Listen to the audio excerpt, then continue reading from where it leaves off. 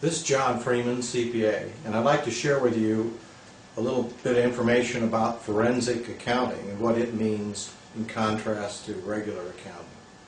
Historically, for over 100 years, CPAs have been independent CPAs, and they've paid great attention to being independent.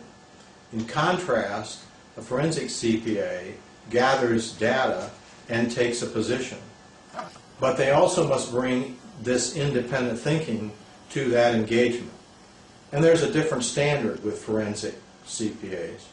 And that standard is a forensic CPA must prepare his work so that it's capable of withstanding legal review and giving the client, the courts, the attorneys, and the public a higher level of assurance.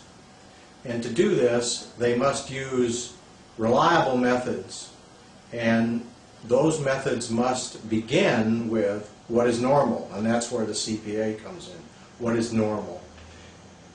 In order to gather the data necessary to defend or prosecute a case, they must use this reliable methods and data to arrive at a scientific result, or fashion scientifically, so that the case at hand is not challenged in the courts for pertinence, and thus the Daubert, what's referred to as the Daubert challenge. And also historically, and even today, independent CPAs have an elaborate set of standards used by the American Institute of CPAs, and those standards have been refined over years and years.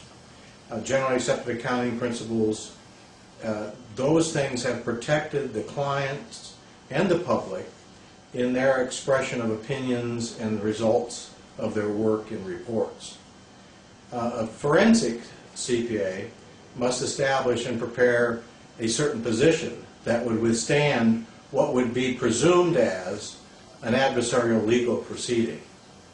So a forensic CPA is oriented towards gathering the available data and needing to analyze that data and codify that data to support or refute a position, or gather previously undisclosed data or uncover that data and disclose that data to do the same, thus the truth disclosed.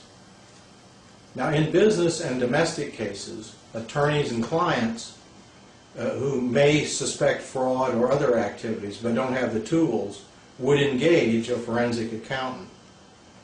And those are the ones who would go in and look for fraud. In contrast, CPAs for 100 years have said, we are not fraud auditors, and they are not.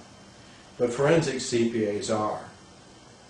For a forensic accountant, in order to do their work, they must be able to do it in a manner that would sustain a Daubert challenge. And on another segment of this website, you can look at Daubert challenges. They'll start from the normal and find the items necessary to support a position or defend someone else's position. So it takes an experienced CPA from the beginning in order to do this. Those CPAs all have a social obligation for which they have honored for, again, 100 years. The Sarbanes-Oxley legislation, and I'm going to read the quote from it, has also given accountants another tool with which to deal. And let me read it so I do it right. The directives under the Sarbanes-Oxley are designed to protect the public. And they go in particular detail for CPAs. The Act makes it unlawful for large portions of our population to mislead any independent public or CPA, certified public accountant, in a variety of situations. Now this helps us define what we are to be doing for the public, and it gives legal enforcement. Our mission as forensic accountants is much like a three-legged chair. We're one of those legs.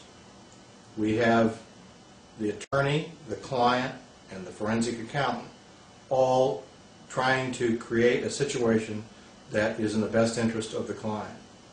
Our mission within that part of the three-legged chair is to assist and ensure that we have a sustainable position and that that position is relevant and reliable in the particular case at hand, and it can withstand third-party scrutiny while we communicate those findings in a clear, concise, and understandable manner. Thank you for your time, and if you'd like more information, you can visit us on our website at financialforensiccpa.com.